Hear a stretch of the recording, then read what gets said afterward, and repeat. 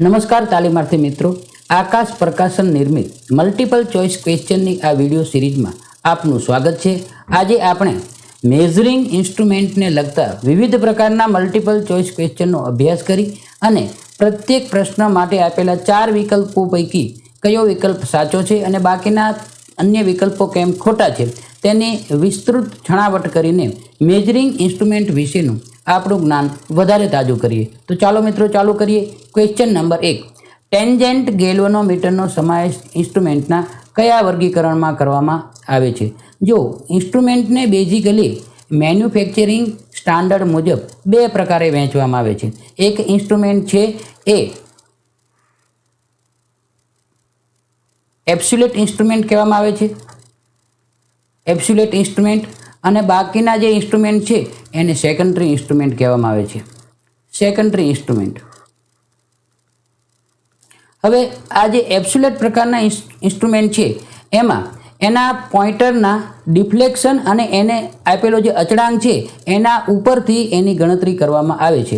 દાખલા તરીકે tangent galvanometer છે અથવા તો દિશા સૂચક જે હોકા યંત્ર હોય છે, કંપાસ હોય છે, એ પ્રકારના ઇન્સ્ટ્રુમેન્ટ છે એને એબ્સોલ્યુટ ઇન્સ્ટ્રુમેન્ટ કહેવામાં આવે છે। આ પ્રકારના જે ઇન્સ્ટ્રુમેન્ટ છે એ ખાસ કરીને સ્ટાન્ડર્ડ લેબોરેટરી રિસર્ચ સેન્ટર ઉપર વાપરવામાં આવતા હોય છે। બીજું સેકન્ડરી પ્રકારના ઇન્સ્ટ્રુમેન્ટ છે એનું માપન સીધું કેલિબ્રેટેડ ડાયલ ઉપર પોઇન્ટર જે જગ્યાએ પહોંચે છે તેના ઉપરનું માપ લઈ અને કરવામાં આવે છે। પ્રેક્ટિકલી ફિલ્ડમાં વોલ્ટમીટર, એમ્પીયરમીટર, એનર્જી મીટર એ જે તમામ ઇન્સ્ટ્રુમેન્ટ વપરાય છે એ સેકન્ડરી પ્રકારના ઇન્સ્ટ્રુમેન્ટ છે। એટલે અહીંયા આપણને પ્રશ્ન પૂછેલો છે કે ટેન્જેન્ટ ગેલ્વેનોમીટર છે એ કયા પ્રકારનું ઇન્સ્ટ્રુમેન્ટ છે? તો એને એમ કહી શકાય કે એ એબ્સોલ્યુટ પ્રકારનું ઇન્સ્ટ્રુમેન્ટ છે। પ્રશ્ન નંબર 2, ઇન્ટિગ્રેટિંગ ઇન્સ્ટ્રુમેન્ટનું ફંક્શન શું હોય છે?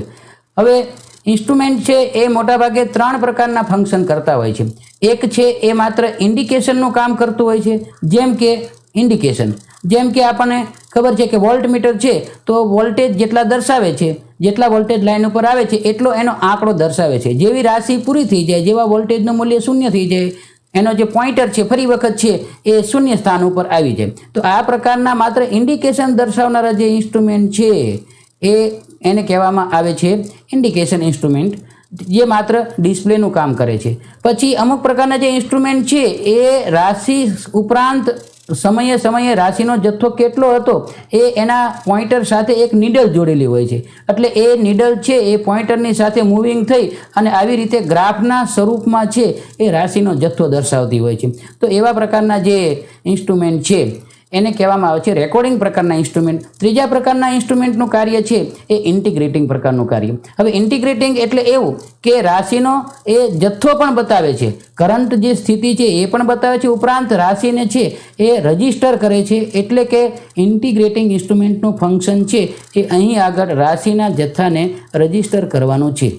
પ્રશ્ન નંબર 3, કયા પ્રકારનું ઇન્સ્ટ્રુમેન્ટ ઇન્ટિગ્રેટિંગ પ્રકારનું છે? તો અહીંયા વોટમીટર આપેલું છે જે માત્ર ઇન્ડિકેટિંગ પ્રકારનું ઇન્સ્ટ્રુમેન્ટ છે, એમીટર છે એ પણ ઇન્ડિકેટિંગ પ્રકારનું ઇન્સ્ટ્રુમેન્ટ છે, એટલે આપણા પ્રશ્ન માટે એ સાચું નથી।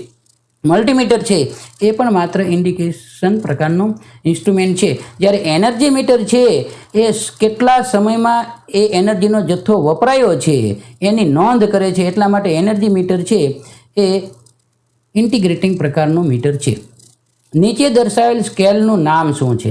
હવે જો અહીંયા આગળ જે સ્કેલ દર્શાવેલો છે એમાં એના ઉપરના જે અંક છે એ અનઇવન છે। અહીંયા આપણે જોયું તો 0 થી લઈ અને 2 સુધીનું જે ડિસ્ટન્સ છે સ્કેલ ઉપરનું, ડાયલ ઉપરનું, એના પ્રમાણમાં 5 થી લઈને 10 સુધીનું જે ડિસ્ટન્સ છે એ વળી અલગ છે। એવી જ રીતે 10 થી 15 ડિસ્ટન્સ કંઈક અલગ છે, એટલે ઇવન ડિસ્ટન્સ ક્યાંય છે નહીં। અહીંયા આપણે જોઈએ તો 1 કિલોથી લઈને 2 કિલો વચ્ચે વળી નાનું એવું અંતર છે, એટલે અનઇવન ડિસ્ટન્સ છે। તો આ પ્રકારના જે ડાયલ છે એને કહેવામાં આવે છે નોન લિનિયર સ્કેલ, જે આપણા પ્રશ્નનો સાચો ઉત્તર છે। પ્રશ્ન 5, મૂવિંગ આયન ઇન્સ્ટ્રુમેન્ટમાં અનયુનિફોર્મ સ્કેલ કેમ હોય છે? એનું કારણ છે કારણ કે જો મૂવિંગ આયન ઇન્સ્ટ્રુમેન્ટ છે એ મૂવિંગ આયન ઇન્સ્ટ્રુમેન્ટની અંદર જે ડિફ્લેક્ટિંગ ટોર્ક છે, પોઇન્ટરને શૂન્ય સ્થાન ઉપરથી આગળની દિશામાં ધક્કો મારનારું જે બળ છે એ ડિફ્લેક્ટિંગ ફોર્સ છે. આ ડિફ્લેક્ટિંગ ફોર્સ છે એ કરંટના વર્ગના સમપ્રમાણમાં હોય છે. એટલે તમે સમજો કે જો ડિફ્લેક્ટિંગ ટોર્ક 1 હોય, એમાંથી 1 એમ્પિયર કરંટ પસાર થતો હોય, 1 એમ્પિયર, તો એનો વર્ગ થાય 1 × 1 એવી રીતે.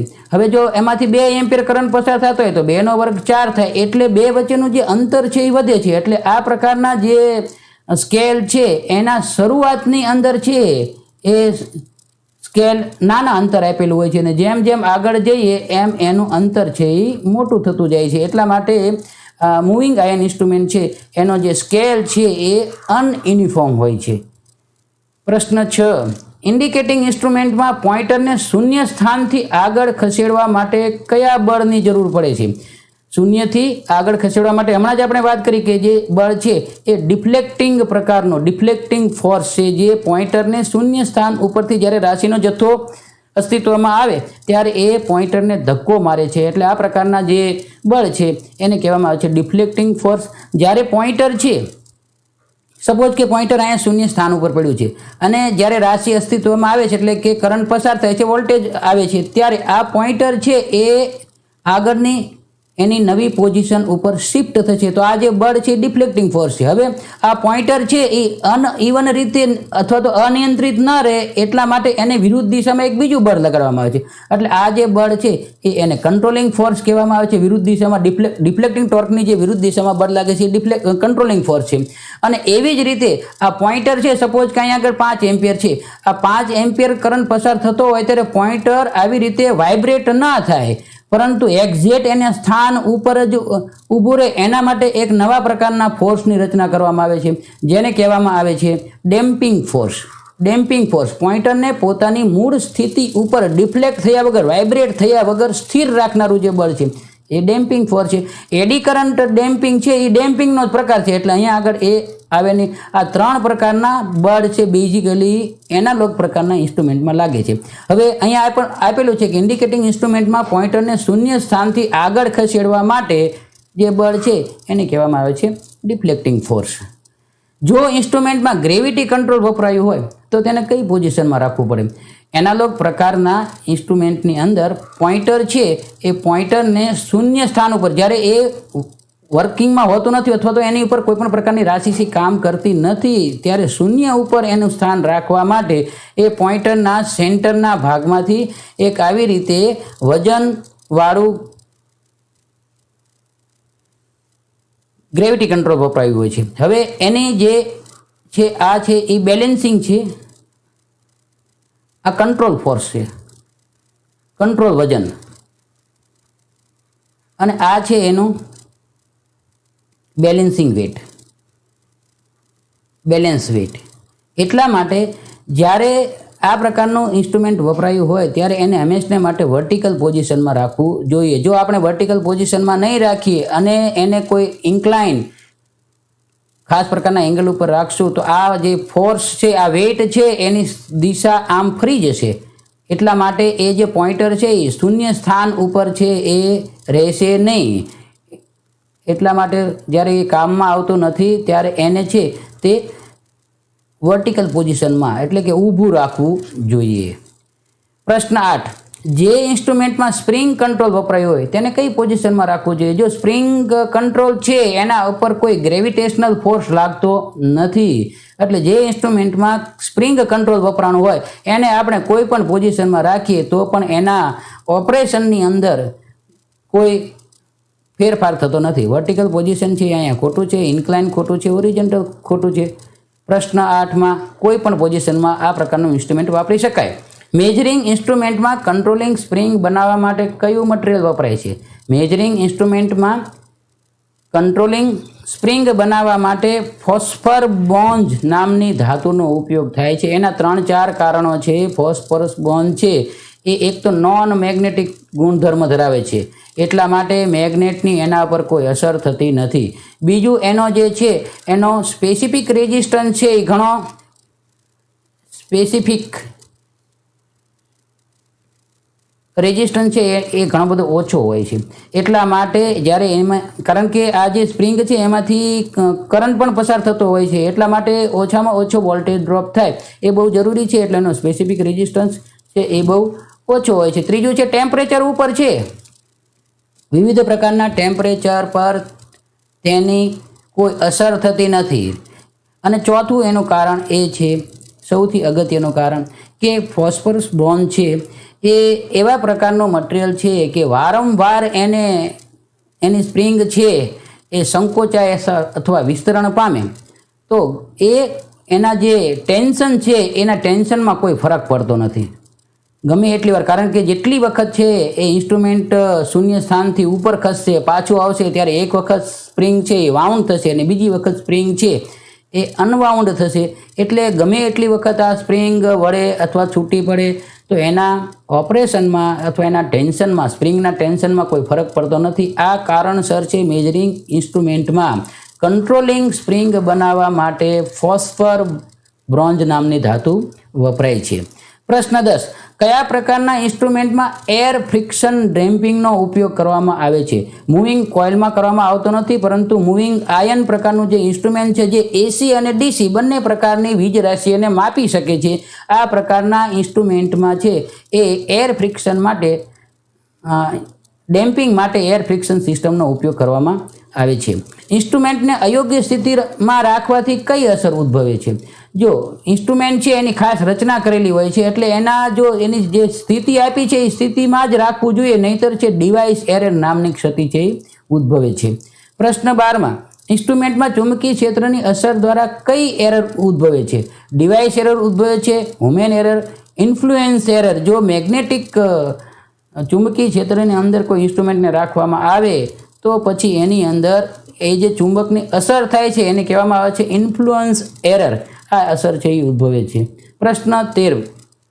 કયું મીટર માત્ર ડીસી રાશિઓને માપવા માટે વપરાય છે? યાદ રાખવાનું, જે એનાલોગ પ્રકારના મીટર છે એ મોટા ભાગે 3 પ્રકારના હોય છે. એમાં કયું મીટર છે માત્ર ડીસી? તો કે એમઆઈ પ્રકારના જે ઇન્સ્ટ્રુમેન્ટ છે એ ઇન્સ્ટ્રુમેન્ટ છે મૂવિંગ આયન એ એસી અને ડીસી બંને માટે વાપરી શકાય છે. પરંતુ મૂવિંગ કોઇલ છે એ ઇન્સ્ટ્રુમેન્ટ છે એ માત્ર ડીસી માટે જ વાપરવામાં આવે છે. એટલે અહીંયા પ્રશ્ન પૂછેલો છે કે કયું મીટર છે માત્ર ડીસી રાશિઓ માટે વાપરવામાં આવે છે? તો મૂવિંગ આયન ના વપરાય. મૂવિંગ આયન પણ ખોટું છે. ઇન્ડક્શન ટાઈપનું એ પણ એસી માટેનું છે. મૂવિંગ કોઇલ ઇન્સ્ટ્રુમેન્ટ છે એ માત્ર ડીસી રાશિઓને માપવા માટે વપરાય છે. મૂવિંગ કોઇલ ઇન્સ્ટ્રુમેન્ટમાં સોફ્ટ આયન કોરનું કામ શું છે? સોફ્ટ આયન કોર છે એ એર ગેપમાં ચુંબકીય ફ્લક્સને એક સમાન રીતે ડિસ્ટ્રીબ્યુટ કરે છે. ચુંબકીય ફ્લક્સ જે ઉત્પન્ન થાય છે કરંટ અને વીજ પ્રવાહને વોલ્ટેજને પરિણામે, એ જે ચુંબકીય ફ્લક્સને એક સમાન રીતે યુનિફોર્મ રીતે ફેલાવવાનું કામ, ડિસ્ટ્રીબ્યુટ કરવાનું કામ છે એ સોફ્ટ આયન કરે છે. એટલા માટે એર ગેપમાં ચુંબકીય ફ્લક્સને એક સમાન રીતે ડિસ્ટ્રીબ્યુટ કરે છે. એ જવાબ આપણો સાચો છે. પ્રશ્ન 15. નીચે દર્શાવેલ મીટરનું નામ શું છે? જો મીટર ઉપરથી જ આપણે ખબર પડે કે અહીંયા એક તો વી આપેલો છે, એટલે એના પરથી આપણને ખબર પડે કે આ વોલ્ટ મીટર છે, વોલ્ટ મીટર. ત્યાર પછી અહીંયા આગળ છે 0, 15, 50, 150, 300 એવા સેટિંગ્સ આપેલા છે, એટલે એના પરથી આપણને એ ખબર પડે કે આ મલ્ટી રેન્જ છે. આની રેન્જ છે એ મલ્ટી રેન્જ છે, કોઈ એક રેન્જ નથી, જેમ કે 0 થી 300 કે 0 થી 500 કે 0 થી 600 એવી કોઈ એક રેન્જ નથી. એટલે મલ્ટી રેન્જ મીટર છે, વોલ્ટ મીટર છે. હવે ત્રીજી વસ્તુ એ આપેલી છે કે એનું જે ડાયલ છે, આ ડાયલ અહીંયાથી લઈને અહીંયા એ એકદમ સમાન રીતે વિસ્તરેલું છે. દરેક અંક વચ્ચેની જે જગ્યા છે એ સમાન છે એવું અહીંથી દેખાય છે. એટલે એના પરથી આપણે એ જજ કરી શકીએ કે આ મીટર છે એ ડીસી માટે વપરાયેલું છે. ડીસી રાશિને માપવા માટેનું આ વોલ્ટ મીટર છે. Multi range DC volt meter એવું આનું સ્પેસિફિકેશન થઈ શકે. AC multi range meter, AC તો છે જ નહીં. DC multi range volt meter, આ આપણા સાચો ઉત્તર છે. DC multi range volt meter. AC છે નહીં, કારણ કે એનું જે ડાયલ છે એ યુનિફોર્મ છે, યુનિફોર્મ એસીમાં ના હોય. એસી પણ છે નહીં, એનો છે. એટલા માટે આ બી આન્સર છે એ આપણા માટે સાચો છે. પ્રશ્ન 16 મૂવિંગ આયન ઇન્સ્ટ્રુમેન્ટ ઇલેક્ટ્રિકલની કઈ અસર પર કામ કરે છે? જો હીટિંગ ઇફેક્ટ નહીં, ગરમીની અસર ઉપર કામ નથી કરતું, કેમિકલ અસર પણ છે નહીં, મેગ્નેટિક ઇફેક્ટ છે અથવા તો ઇન્ડક્શન ઇફેક્ટ છે, એ ઇફેક્ટ ઉપર કામ કરે છે એમ. એટલે અહીંયા મેગ્નેટિક અસર ઉપર છે એ મૂવિંગ આયન ઇન્સ્ટ્રુમેન્ટ છે એ કાર્ય કરે છે. પ્રશ્ન 17 મૂવિંગ આયન ટાઈપ ઇન્સ્ટ્રુમેન્ટ કેવી રીતે ઓળખી શકાય છે? જો મૂવિંગ આયન અને મૂવિંગ કોઇલ એ પૈકી મૂવિંગ કોઇલ ઇન્સ્ટ્રુમેન્ટ છે એ એના ટર્મિનલ ઉપર પોઝિટિવ અને નેગેટિવની માર્કિંગ કરેલું હોય છે, કારણ કે એની પોલારિટી મુજબ જ તે મૂવિંગ કોઇલ ઇન્સ્ટ્રુમેન્ટ છે એ સર્કિટની અંદર જોડવા જોઈએ. વોલ્ટ મીટર, એમ્પિયર મીટર, જે પણ પ્રકારના મીટર છે એ એની પોલારિટી મુજબ કે પોઝિટિવ હોય તો મીટરનો પણ પોઝિટિવ ટર્મિનલ સાથે એનું જોડાણ કરવું જોઈએ. એટલે એવું એની જે કનેક્શનની બોડી છે એના અથવા એના ટર્મિનલ છે એના ઉપર આ પ્રકારનું માર્કિંગ કરેલું હોય છે. એટલે અહીંયા આપ્યું છે ટર્મિનલ પર કોઈ જ માર્કિંગ નહીં, તો સાચું છે કે એસીના જે વોલ્ટ મીટર, એમીટર અથવા અન્ય મીટરો છે એના ટર્મિનલ પર કોઈ જ પ્રકારનું માર્કિંગ હોતું નથી. ટર્મિનલ પર માત્ર પ્લસનું માર્કિંગ હોય છે, આ ખોટું છે. એક ટર્મિનલ પર રેડ કલર માર્ક કરેલો છે, એ પણ ખોટું છે. ટર્મિનલ પર પ્લસ ને કોઈ પણ પ્રકારનું માર્કિંગ હોતું જ નથી. એસી માટેના જે મીટરો છે એને માટે પોલારિટી અગત્યની નથી. એટલા માટે એ જે વિકલ્પ આપેલો છે ટર્મિનલ પર કોઈ જ માર્કિંગ નહીં, એ આપણા પ્રશ્નનો સાચો ઉત્તર છે. ઇન્સ્ટ્રુમેન્ટમાં સેન્સિટિવિટીનો એકમ શું છે? સેન્સિટિવિટી એટલે ઓહમ પ્રતિ વોલ્ટ. ઓહમ પ્રતિ વોલ્ટ આ સેન્સિટિવિટીનો એકમ છે. અહીંયા આગળ આપેલું છે ઓહમ પ્રતિ વોલ્ટ. મેજરિંગ ઇન્સ્ટ્રુમેન્ટ પર થતી લોડિંગ ઇફેક્ટનું કારણ કયું પેરામીટર હોઈ શકે? જો મેજરિંગ ઇન્સ્ટ્રુમેન્ટ છે એને જ્યારે આપણે સર્કિટમાં જોડીએ ત્યારે એ મીટર હોય તો જે રાશિનું મૂલ્ય છે એના કરતાં એ મીટર ઓછું રીડિંગ બતાવે. વોલ્ટ મીટર હોય તો જે રાશિ માટે, જે રાશિ રેન્જ માટે જેને બનાવ્યું હોય એનું રીડિંગ ઓછું બતાવે. તો આ જે ઇફેક્ટ છે એને ઇન્સ્ટ્રુમેન્ટની લોડિંગ ઇફેક્ટ કહેવામાં આવે છે જ્યારે આપણે એને સર્કિટમાં જોડીએ ત્યારે. હવે જો લો સેન્સિટી રેટિંગવાળું વોલ્ટ મીટર છે એને જ્યારે આપણે ઓછા અવરોધવાળી સર્કિટમાં જોડીએ ત્યારે તો કોઈ ખાસ ફરક પડતો નથી, એના મેજરિંગ રીડિંગ ઉપર કોઈ ખાસ ફરક પડતો નથી. પરંતુ જો ઉચ્ચ રેઝિસ્ટન્સવાળા સર્કિટમાં જો આ પ્રકારનું લો સેન્સિટિવિટી રેટિંગવાળું વોલ્ટ મીટર જોડવામાં આવે તો એ વોલ્ટ મીટર છે એક શન્ટ તરીકે કામ કરવા લાગશે, જેના કારણે એ છે રીડિંગ છે એનું ઓછું બતાવશે. એટલે મેજરિંગ ઇન્સ્ટ્રુમેન્ટમાં થતી લોડિંગ ઇફેક્ટનું કારણ છે એ ઇન્સ્ટ્રુમેન્ટની લો સેન્સિટિવિટી છે એમ કહી શકાય. પ્રશ્ન 20 એમીટર અને વોલ્ટમીટરની કોઇલમાં વપરાતો વાયર અનુક્રમે કેવો હોવો જોઈએ? જો પહેલાં તો એમીટર છે એ મીટર એ સપ્લાયની સિરીઝમાં જોડાય. એમીટર સપ્લાયની સિરીઝમાં જોડાય અને વોલ્ટમીટર છે એ સપ્લાયની પેરેલલમાં જોડાય. સિરીઝમાં જે સપ્લાય જોડાય છે એનો તાર છે વોલ્ટ એમીટરનો એ જાડો તાર હોવો જોઈએ અને પેરેલલમાં જે જોડાય છે વોલ્ટમીટર એનો તાર છે એકદમ પાતળો હોય છે. એટલે અહીંયા આગળ એવું કીધું છે કે એમીટર છે તો એનો તાર છે એ જાડો હોવો જોઈએ અને વોલ્ટમીટરનો તાર પાતળો હોવો જોઈએ. એટલા માટે જાડો અને પાતળો એ ઓપ્શન છે એ આપણું સાચું છે. અહીંયા આનો મતલબ એમ થાય કે એમીટરનો તાર જાડો હોય અને વોલ્ટમીટરનો તાર એ જાડો હોય તો આ ખોટું છે. એમીટર માટે સાચું છે પણ વોલ્ટમીટર માટે ખોટું છે.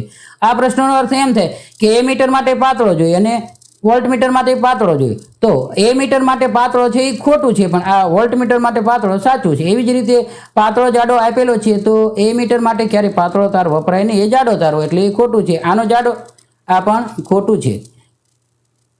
એટલે અહીંયા આગળ આપણો ઉત્તર છે એમીટર માટે જાડો તાર વપરાય અને વોલ્ટમીટર માટે પાતળો તાર વપરાય. પ્રશ્ન 21 એમીટર અને વોલ્ટમીટરની કોઇલનો અવરોધ અનુક્રમે શું હોય છે? હવે જુઓ તમે, એમીટરમાં તાર કેવો વપરાય તો કે જાડો તાર વપરાય અને જાડો તાર વપરાય એટલે એનો અવરોધ છે એ ઓછો હોય. વોલ્ટમીટરમાં કયો તાર વપરાય? પાતળો તાર વપરાય. પાતળો તાર વપરાય એટલે પાતળા તારનો રેઝિસ્ટન્સ છે એ વધારે હોય છે. એક પ્રશ્નમાં 2 ઉત્તરોનો સમાવેશ થયેલો છે. જે આપણે બેઝિક નોલેજ આપણને ખબર હોય તો એના ઉપરથી આપણે કહી શકીએ કે એમીટરમાં છે એ ઓછો અવરોધ હોય અને વોલ્ટમીટરમાં છે એ ઘણો વધારે અવરોધ હોય. ખૂબ જ ઓછો એમીટર માટે ખૂબ જ ઓછો એ સાચું છે અને વોલ્ટમીટર માટે અવરોધ છે એ ખૂબ જ ઓછો, બંનેમાં ખૂબ જ ઓછો હોતો નથી. એવી જ રીતે ખૂબ જ વધારે તો એમીટરમાં ખૂબ જ વધારે હોતો નથી, એટલે એમીટર માટે આ ખોટું છે પણ આના માટે આ સાચું છે. એવી રીતે ખૂબ જ વધારે એમીટરનો અવરોધ છે ખૂબ જ વધારે હોય નહીં, અને આ ખૂબ જ ઓછો એ પણ હોય નહીં, બંને ઉલટું છે, બંને માટેના કેસ ખોટા છે. ખૂબ જ ઓછો એ મીટર માટે ખૂબ જ ઓછો અને ખૂબ જ વધારે એ સાચો ઉત્તર છે. એટલા માટે એમ કહી શકીએ કે એ મીટરનો અવરોધ છે એ ખૂબ જ ઓછો, વોલ્ટમીટરનો અવરોધ ખૂબ જ વધારે હોય છે. પ્રશ્ન 22, 1 ઓહમ અથવા 1 ઓહમ કરતાં ઓછા મૂલ્યનો અવરોધ એક્યુરેટલી માપવા માટે કયું ઇન્સ્ટ્રુમેન્ટ વપરાય છે? જુઓ, હવે ઇન્સ્ટ્રુમેન્ટ મેઝરિંગ રેઝિસ્ટન્સ માપવા માટેના જે ઇન્સ્ટ્રુમેન્ટ છે, અહીંયા આગળ 4 પ્રકારના જે ઇન્સ્ટ્રુમેન્ટ આપેલા છે એ રેઝિસ્ટન્સ મેઝરિંગ ઇન્સ્ટ્રુમેન્ટ છે, રેઝિસ્ટન્સ માપવા માટેના સાધનો છે, પરંતુ એની રેન્જ અલગ અલગ છે. હવે રેઝિસ્ટન્સનું એક એવું વર્ગીકરણ આપવામાં આવેલું છે કે 1 અથવા 1 કરતાં ઓછો જો અવરોધ હોય, 1 અથવા 1 કરતાં ઓછો અવરોધ હોય તો એને લો રેઝિસ્ટન્સ કહેવાય. અને લો રેઝિસ્ટન્સ માપવા માટે શન્ટ પ્રકારનું ઓહમ મીટર જરૂર પડે. બીજું આપેલું છે 1 કરતાં વધારે પરંતુ 100 કિલો ઓહમ સુધી, આ પ્રકારનો જે રેઝિસ્ટન્સ છે એને મીડિયમ રેઝિસ્ટન્સ કહેવામાં આવે છે. અને મીડિયમ રેઝિસ્ટન્સ માપવા માટે સિરીઝ પ્રકારનું ઓહમ મીટર વપરાય. એવી જ રીતે 100 કિલો ઓહમથી મેગા ઓહમની રેન્જ, મેગા ઓહમ ગમે એટલા મેગા ઓહમ હોઈ શકે, એ માપવા માટે મેગર વપરાય છે. બરાબર. હવે જો અહીંયા આગળ આપેલું છે મેગા ઓહમ મીટર, તો આ પણ આપણે અહીંયા 1 કરતાં ઓછો કીધું છે એટલે આ ખોટું છે. એનાલોગ મલ્ટીમીટર આ પણ ખોટું છે. શન્ટ ટાઈપનું ઓહમ મીટર આ એક સાચું છે. સિરીઝ ટાઈપ છે એ મીડિયમ રેઝિસ્ટન્સ વપરાય છે, પરંતુ અહીંયા આગળ આપણને કીધું છે કે 1 ઓહમ કરતાં ખૂબ જ ઓછો, એટલે આ પણ ખોટું છે. આપણા પ્રશ્ન માટેનો જવાબ છે શન્ટ ટાઈપ ઓહમ મીટર છે એ 1 અથવા 1 કરતાં ઓછો રેઝિસ્ટન્સ માપવા માટે વપરાય છે. પ્રશ્ન 23, નીચે દર્શાવેલ મલ્ટીમીટરમાં X તરીકે માર્ક કરેલ વેરિયેબલ રેઝિસ્ટન્સનો હેતુ શું છે? જો અહીંયા આગળ એક આવો વેરિયેબલ રેઝિસ્ટન્સ આપેલો છે, આ રેઝિસ્ટન્સનો સિમ્બોલ છે, એની ઉપર એક આમ તીર કરેલું છે, એ વેરિયેબલ રેઝિસ્ટન્સનો સિમ્બોલ છે. હવે આ વેરિયેબલ રેઝિસ્ટન્સ જે આપવામાં આવ્યો છે એનો હેતુ શું છે? ઇન્સ્ટ્રુમેન્ટને શૂન્ય સ્થાન પર સેટ કરવા માટે, એટલે કે 0 એડજસ્ટમેન્ટ માટે. તમે જોજો એનાલોગ પ્રકારનું મલ્ટીમીટર હોય છે ને, એમાં અહીંયા આ પ્રકારનું એક રાઉન્ડ આવું બટન આપેલું હોય છે અને એમાં ઉપર લખેલું હોય છે 0 એડજસ્ટમેન્ટ લખેલું હોય છે. એટલે કે આ ઇન્સ્ટ્રુમેન્ટના ડાયલને ઇન્સ્ટ્રુમેન્ટના પોઇન્ટરને ડાયલ ઉપર 0 સ્થાન પર સેટ કરવા માટે આ રેઝિસ્ટન્સ છે એ ઉપયોગી છે. રેઝિસ્ટન્સને એક્યુરેટલી માપવા માટે પણ નથી, પોઇન્ટરને એક્ઝેક્ટલી 0 સ્થાન પર સેટ કરવા માટે આ વેરિયેબલ રેઝિસ્ટન્સ આપેલો હોય છે, જે ઇન્સ્ટ્રુમેન્ટની બોડી ઉપર બટનના સ્વરૂપમાં હોય છે. અંદરની સાઈડમાં એમાં એક વેરિયેબલ રેઝિસ્ટન્સ ફિક્સ કરેલો હોય છે. નીચે દર્શાવેલ વોટમીટરનો પ્રકાર કયો છે?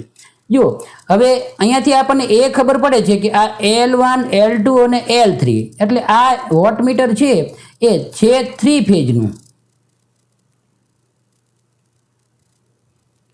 ફેઝનું છે, કારણ કે 3 ફેઝ છે એ અહીંયા આગળ આપેલા છે. બીજું, અહીંયા આગળ જે કોઇલ આપેલી છે, એક આ ફેઝ આવ્યો છે, એક આગળ ફેઝ છે, અને આમાં આ એક પ્રકારની કોઈ કોઇલ છે એમાં સિરીઝમાં થઈને જાય છે, એટલે કે આ કરંટ કોઇલ છે CC. એવી જ રીતે આગળ જઈ અને આ જે ફેઝ છે વળી આગળ જઈ અને આમ લાઇનમાં જાય છે. બીજો એક ફેઝ આપેલો છે એ પણ આમાં જાય છે આગળ જઈ, અને એક આ કોઇલમાં જાય છે, આ પણ એક બીજા પ્રકારની કોઇલ છે, એ પણ સિરીઝ લાગેલી છે, એટલે આ પણ CC છે. એટલે અહીંયા આગળ આપણે જોઈ શકીએ કે 2 કરંટ કોઇલો છે. હવે એવી જ રીતે આ જે ફેઝ અહીંથી આવ્યો છે જે CCમાં આપેલો છે, એના ઉપરાંત એક ફેઝ લઈ અને એક બીજું કનેક્શન લઈને એક આ બીજી કોઇલમાં આપેલું છે, એટલે કે આ કોઈક વધારે આંટાવાળી બીજી કોઇલ છે. એટલે આ વધારે આંટાવાળી બીજી કોઇલ છે, એને અહીંયા ફેઝ મળેલો છે, અને એને જ તે આ એક બીજો ફેઝ મળેલો છે. આવી રીતે આ બીજો ફેઝ મળેલો છે. એટલે એક કોઇલને 2 ફેઝ મળેલા છે, પાતળા તારની કોઇલ છે, એનો મતલબ છે કે એ PC છે, પ્રેશર કોઇલ છે. સેમ આ બાજુ પણ એવી એક બીજી પીસી આપેલી છે. અહીંયા આપણે જોઈ શકીએ છીએ કે બે સીસી આપેલી, સીસી અને પીસીનું એક સેટ આપેલો છે, એક એલિમેન્ટ જેને કહેવામાં આવે છે, એક એલિમેન્ટ. સીસી અને પીસીના એક જે સેટ છે એને એક એલિમેન્ટ કહેવામાં આવે છે. અહીંયા આગળ પણ બીજું એક આપેલું છે, એ પણ એને આપણે એક એલિમેન્ટ તરીકે દર્શાવશું, એક એલિમેન્ટ. એટલે કુલ કેટલા એલિમેન્ટ થયા? 2 એલિમેન્ટ થયા. એટલે 2 એલિમેન્ટ વાપરતા હોય, અહીંયા આગળ વચ્ચે છે 2 એલિમેન્ટ છે, એની પરિણામી અસરને પરિણામે એક આ રહી જે ડિસ્ક આપી છે, એલ્યુમિનિયમની ડિસ્ક આપેલી છે, જે ડિસ્ક ફરતી હોય છે. એટલે 2 એલિમેન્ટ આપેલા છે, 440 વોલ્ટ આપેલા છે. એના આધારે આપણે આ જે મીટર છે એનો પ્રકાર જોઈશું. 3 એલિમેન્ટ, જો 3 એલિમેન્ટ નથી, માત્ર 2 જ એલિમેન્ટ છે. 4 વાયર, 4 વાયર પણ નથી, એટલે આ ઓપ્શન ખોટો છે. 2 એલિમેન્ટ, 2 એલિમેન્ટ છે, કારણ કે એક સીસીપીસીનો જે સેટ છે એને એક એલિમેન્ટ કહેવામાં આવે, એટલે 2 એલિમેન્ટ છે અને 3 ફેજ છે. આ આપણો સાચો ઉત્તર છે. હવે 3 એલિમેન્ટ, તો 3 એલિમેન્ટ આપ્યા નથી, 3 ફેજ આપ્યા છે પણ 3 એલિમેન્ટ આપ્યા નથી, એટલે એ પણ ખોટો છે ને. 3 ફેજ તો છે. 2 એલિમેન્ટ પણ છે વિથ સીટી એન્ડ પીટી, તો સીટી અને પીટી આમાં કોઈ જગ્યાએ આપ્યું નથી, કારણ કે લાઈન જેવી આવે છે એવી જ અંદર એન્ટર થાય છે. એવી જ રીતે બીજી લાઈન આવે છે એ પણ એન્ટર થાય છે. કોઈ જગ્યાએ સીટી કરંટ ટ્રાન્સફોર્મર કે કોઈ જગ્યાએ પોટેન્શિયલ ટ્રાન્સફોર્મર આપ્યું નથી, એટલે આ પણ આપણો ઉત્તર ખોટો છે. આ દ્રષ્ટિએ આ પ્રશ્નનો ઉત્તર એમ થાય કે 2 એલિમેન્ટ 3 ફેજ વોટ મીટર છે એ પ્રકારનું અહીંયા આકૃતિમાં દર્શાવ્યું છે. સિંગલ ફેજ એનર્જી મીટર ઇલેક્ટ્રિકલની કઈ અસર પર કાર્ય કરે છે? જો હીટિંગ અસર પણ છે એની, ઇન્ડક્શન અસર સાચી છે, કેમિકલ અસર પણ છે અને ઇલેક્ટ્રોસ્ટેટિક ઇફેક્ટ પણ છે એની. સિંગલ ફેજ એનર્જી મીટર છે એ ઇલેક્ટ્રિકલની ઇન્ડક્શનની ઇફેક્ટ પર કામ કરે છે. જ્યારે એક પ્રેશર કોઇલ આપેલી હોય, એક આવી કોઈ પ્રેશર કોઇલ આપેલી હોય, એનું વાઇન્ડિંગ કર્યું હોય અને એને સપ્લાયની પેરેલલમાં આમ જોડેલી હોય, એવી જ રીતે આ ફેજ લઈ અને બીજી એક કરંટ કોઇલ આપેલી હોય અને એ જે લાઇનમાં જતી હોય આવી રીતે આગળ જતી હોય, એની વચ્ચે એક એલ્યુમિનિયમની જો ડિસ્ક રાખવામાં આવે તો એ ડિસ્ક છે એ ફરતી હોય, તો આ પ્રકારની જે અસર છે એને ઇન્ડક્શનની અસર કહેવામાં આવે છે. અને સિંગલ ફેજ એનર્જી મીટર છે આ ઇન્ડક્શનની ઇફેક્ટ પર કામ કરે છે. જો નો લોડ પર એનર્જી મીટરની ડિસ્ક સતત પણ ખૂબ જ ધીમી ફરતી હોય તો એ અસરને શું કહેવામાં આવે છે? હવે જ્યારે એનાલોગ એનર્જી મીટરની વાત થાય છે ત્યારે એનર્જી મીટરમાં કોઈ પણ પ્રકારનો લોડ ન હોય, એટલે કે તમામ લોડ બંધ હોય, એટલે લોડ કરંટ શૂન્ય હોય. પરંતુ એનર્જી મીટરને સપ્લાય સાથે તો જોડેલું જ હોય છે, કારણ કે એની પીસીને તો આપણે સપ્લાય આપેલો જ હોય છે. સીસીમાંથી ભલે કરંટ પસાર ના થતો હોય પણ પીસી તો સપ્લાય સાથે જોડેલી હોય છે. એના પરિણામે મેગ્નેટિઝમના સિદ્ધાંત અનુસાર, ઇલેક્ટ્રોમેગ્નેટિક ઇન્ડક્શનના સિદ્ધાંત અનુસાર જે બળ ઉપર સૂક્ષ્મ માત્રાની અંદર એ ફોર્સ ઉત્પન્ન થાય છે, એ ફોર્સને પરિણામે લોડ ના હોય છતાં એનર્જી મીટર છે ધીમું ફરતું હોય છે. તો આ પ્રકારની જે અસર છે એને કહેવામાં આવે છે ક્રિમ્પિંગ અસર. ફ્રિક્શન અસર છે નહીં, ફેજ એરર છે નહીં, સ્પીડ એરર છે નહીં. એ પ્રકારની જે અસર છે લોડ વગર પણ એનર્જી મીટરની ડિસ્ક ધીમી ફરતી હોય તો એને ક્રિમ્પિંગ અસર કહેવાય. ઇન શોર્ટ, એનર્જી મીટરમાં ક્રિમ્પિંગ એરરને કેવી રીતે નિયંત્રિત કરવામાં આવે છે? જો એ ક્રિમ્પિંગ અસર ન થાય અથવા તો એનર્જી મીટરની ડિસ્ક ફરે નહીં, એટલા માટે એનર્જી મીટરની જે ડિસ્ક હોય જેને સ્પિન્ડલથી સેન્ટરમાં, આ એક સ્પિન્ડલ છે, આ સ્પિન્ડલ મારફતે છે એનર્જી મીટરની ડિસ્કને છે ઇન્સ્ટોલ કરી લો. હવે આ ક્રિમ્પિંગ અસર છે એને નાબૂદ કરવા માટે, હટાવવા માટે આ ડિસ્ક છે એના બરાબર ડાયામીટરના સામેની બાજુએ 2 હોલ કરવામાં આવે છે. આ હોલ કરવાથી શું થાય છે કે જ્યારે આ હોલ છે એ કોઈ પ્રેશર કોઇલ કે કોઈ પોલની એન પોલ છે કે એસ પોલની નજીક આવે ત્યારે આ હોલના કારણે છે એ ડિસ્ક ત્યાં આગળ સ્થિર થઈ જાય છે. એટલે વધારેમાં વધારે જો ડિસ્ક ફરે તો અડધું રોટેશન ફરે, કારણ કે સામે 2 હોલ આપેલા હોય એટલે અડધું રોટેશન પડે તો એ કોઈ ખાસ પોલની નીચે આવે એટલે એના કારણે ડિસ્ક ત્યાં આગળ અટકી જાય છે. એટલે આ ક્રિમ્પિંગની અસરને નાબૂદ કરવા માટે રેટેડ વોલ્ટેજ ઘટાડવામાં આવે છે તો ખોટું છે, ઇન્ડક્ટિવ લોડ વધારવામાં આવે છે તો ખોટું છે, બ્રેક મેગ્નેટિક પોઝિશન એડજસ્ટ કરીને એ પણ ખોટું છે, દર વખતે એડજસ્ટ કરવા જવાતી નથી. તો ડિસ્ક પર બિલકુલ સામે એટલે કે વિપરીત દિશામાં 2 હોલ ડ્રીલ કરી અને આ પ્રકારની ક્રિમ્પિંગ એરરને નાબૂદ કરી શકાય છે. પ્રશ્ન 28 કયા પ્રકારનું એનર્જી મીટર ન્યુટ્રલ કનેક્શન સાથે જોડાય છે? આપણને ખબર છે કે ન્યુટ્રલ કનેક્શન છે એ હંમેશા માટે સિંગલ ફેઝ છે એ જ કનેક્શનમાં વપરાય. 3 ફેઝ કનેક્શનમાં માત્ર 3 લાઇન જ હોય, L1 L2 અને L3 જ હોય. તો અહીંયા ઓપ્શન આપણને આપેલા છે કે 3 ફેઝ 2 એલિમેન્ટ. હવે જો આ 2 એલિમેન્ટ છે એ 3 ફેઝનું છે એટલે આ તો હોય નહીં, અને આ લખ્યું પણ છે 3 ફેઝ. એવી રીતે 3 ફેઝ તો 3 ફેઝમાં ન્યુટ્રલ ના હોય. અહીંયા પણ લખ્યું છે 3 ફેઝ તો 3 ફેઝમાં ન્યુટ્રલ હોય. સીધી જે વાત છે કે 3 ફેઝમાં ન્યુટ્રલનો સમાવેશ થતો નથી, જરૂરિયાત હોતી નથી. એટલા માટે સિંગલ ફેઝ જે એનર્જી મીટર છે એમાં ન્યુટ્રલ કનેક્શન હોય છે. હા, જો આમાં એવું લખેલું હોય કે 3 એલિમેન્ટ 4 વાયર, 3 એલિમેન્ટ 4 વાયર, જો એવું લખેલું હોય તો એ પ્રકારનું જે એનર્જી મીટર છે એમાં વળી ન્યુટ્રલ વપરાય, કારણ કે 4 વાયર આવે છે તો 4 વાયર આવે તો RYB અને ન્યુટ્રલ. પણ અહીંયા ઓપ્શનની અંદર એક ક્યાંય ઉલ્લેખ થયેલો નથી, એટલા માટે આ જે ઓપ્શન છે એ સાચો ઓપ્શન છે. એનર્જી મીટરનો કોન્સ્ટન્ટ શું હોય છે?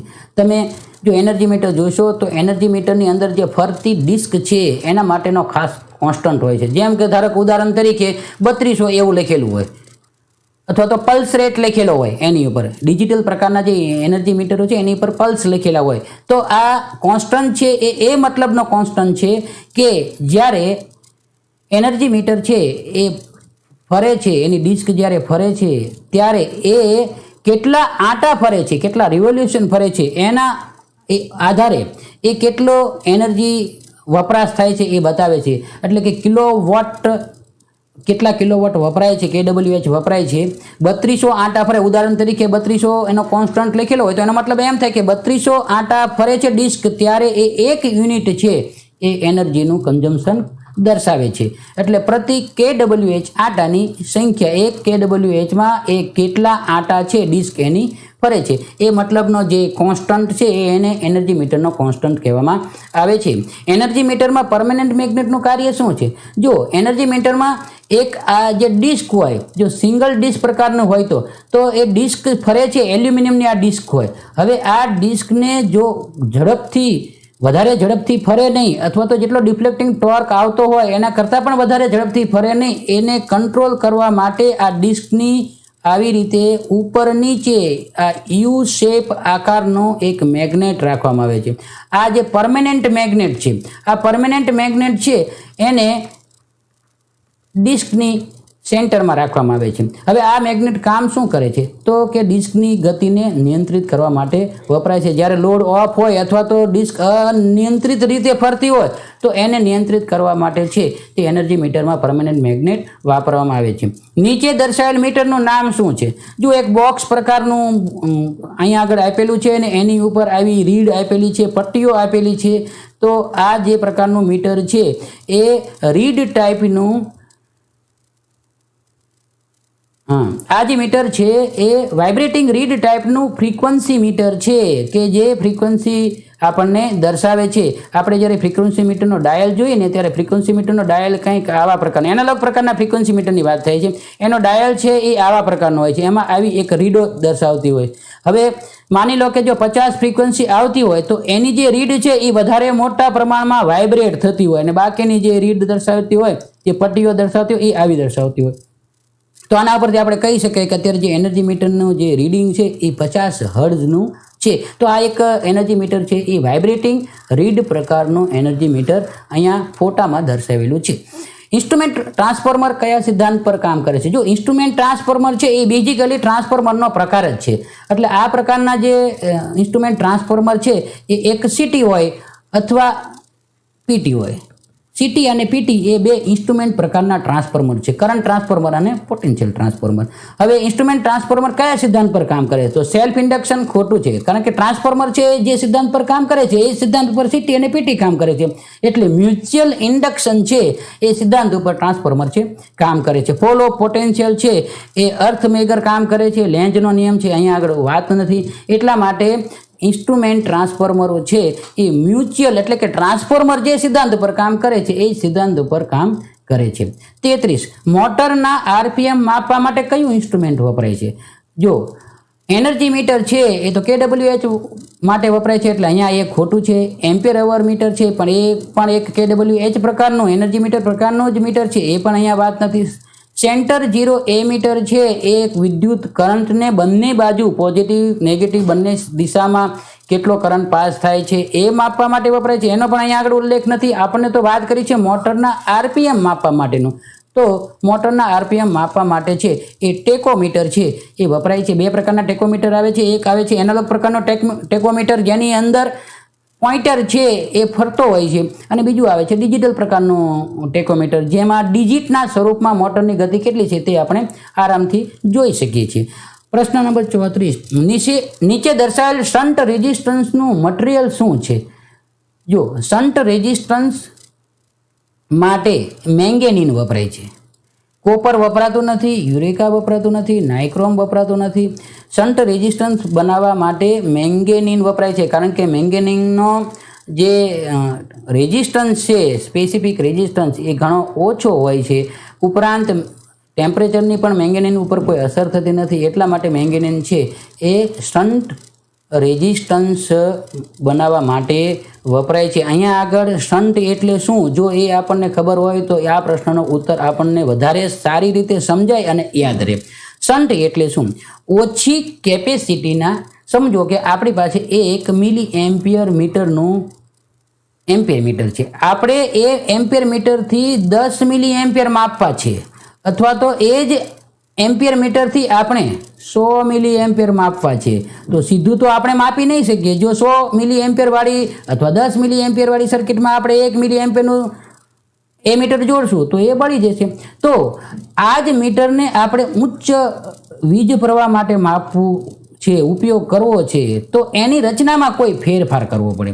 આ જે રચનામાં ફેરફાર કરીએ છીએ અને એને કહેવામાં આવે છે ઇન્સ્ટ્રુમેન્ટનું રેન્જ વિસ્તરણ, એક્સટેન્શન કહેવામાં આવે છે. સપોઝ કે આ એ મીટર છે, આ એ મીટરની કોઇલ છે, એ મીટરને હંમેશા માટે સિરીઝમાં જોડાય. સિરીઝમાં અહીંયા આગળ કોઈ લોડ આપેલો છે, લોડને આપણે ન્યુટ્રલ આપેલો છે, આ ફેજ આપેલો છે, અને આ એ મીટર છે એ આપણું 1 મિલી એમ્પિયર માપવા માટેની રેન્જનું છે.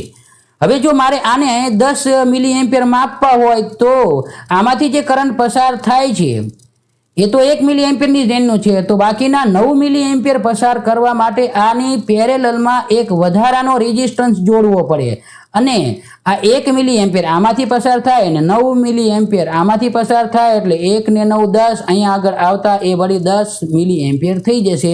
અહીંયા એન્ટર થતા છે એ 10 મિલી એમ્પિયર હશે, એટલે કે આ જે વધારાનો રેઝિસ્ટન્સ છે એને કહેવામાં આવે છે શન્ટ, જે એમ્પિયર મીટર છે એની પેરેલલમાં જોડે. તો આ શન્ટ રેઝિસ્ટન્સ બનાવવા માટે મેંગેનીન નામની ધાતુ છે એ વપરાય છે. પ્રશ્ન 35માં, કોઈ 1 મિલી એમ્પિયર મીટરની કોઇલનો અવરોધ 27 ઓહ્મ છે, તેને 1 મિલી એમ્પિયરથી 10 મિલી એમ્પિયર સુધીનું વિસ્તરણ કરવા માટે આપણે આગળના 34 નંબરના પ્રશ્નમાં એ જ ચર્ચા કરી કે 1 મિલી એમ્પિયરની એની ઓરિજિનલ રેન્જ છે, પણ આપણે એનો ઉપયોગ કરવો છે 10 મિલી એમ્પિયર માપવા માટે. તો એની રચનામાં શું ફેરફાર કરવો જોઈએ, અને રચનામાં ફેરફાર કરવો એટલે એની પેરેલલમાં એક રેઝિસ્ટન્સ જોડવું, અને એ રેઝિસ્ટન્સને કહેવામાં આવે છે શન્ટ રેઝિસ્ટન્સ. બરાબર. તો અહીંયા આગળ આપણે જોઈએ તો શન્ટ રેઝિસ્ટન્સ શોધવા માટેનું એક સૂત્ર છે. શન્ટ રેઝિસ્ટન્સ બરાબર જે ઇન્સ્ટ્રુમેન્ટ છે એના એમ્પિયર આપેલા છે, I બરાબર જે મેઝરમેન્ટ કરવાના એમ્પિયર આપેલા છે એને ગુણ્યા એનો જે રેઝિસ્ટન્સ છે R જે મેઝરમેન્ટ કરવા માટે આપણે વાપરવી છે એ, અને શન્ટમાંથી પસાર થતો કરંટ, શન્ટમાંથી પસાર થતો કરંટ, આ એનું સૂત્ર છે.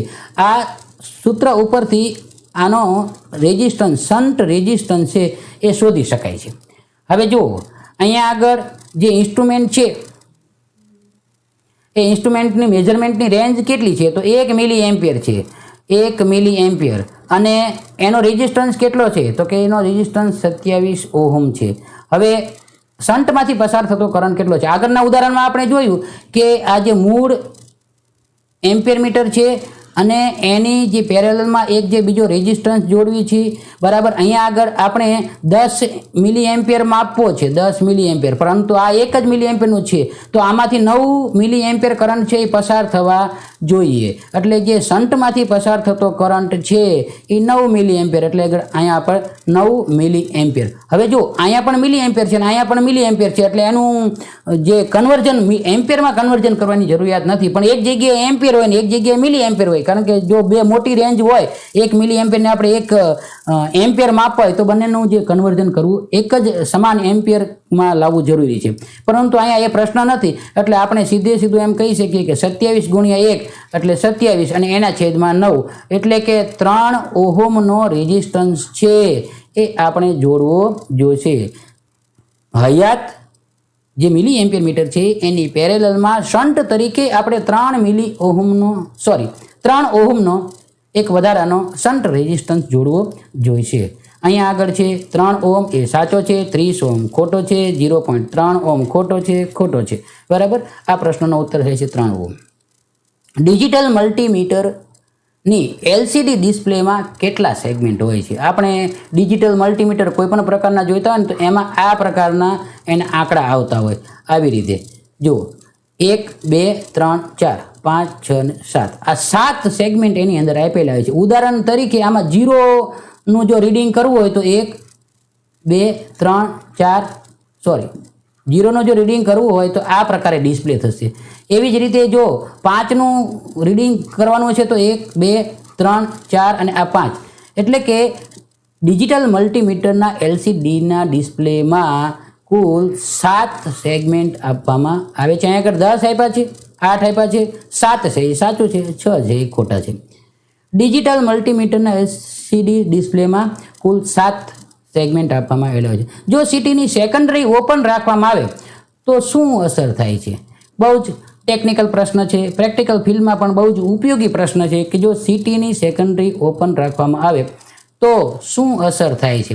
પહેલી વાત તો જ્યારે કરંટ ટ્રાન્સફોર્મર છે એની સેકન્ડરી સાઈડમાં આ રીતે કરંટ ટ્રાન્સફોર્મરનું કનેક્શન આપેલું હોય, આવી રીતે એની સેકન્ડરી સાઈડ છે આ સાઈડને ક્યારે ઓપન ના રાખવી જોઈએ। સેફ્ટી પોઈન્ટ ઓફ વ્યૂ આની સાથે લો રેઝિસ્ટન્સ વાળું એમ્પિયર મીટર જોડેલું રાખવું જોઈએ, અથવા તો એમ્પિયર મીટર ઉપલબ્ધ ના હોય તો આ જે છેડા છે એ બંને શોર્ટ કરી દેવા જોઈએ। હવે શું કામ શોર્ટ કરવા જોઈએ અને શું કામ સેકન્ડરી ઓપન ના રાખવી જોઈએ?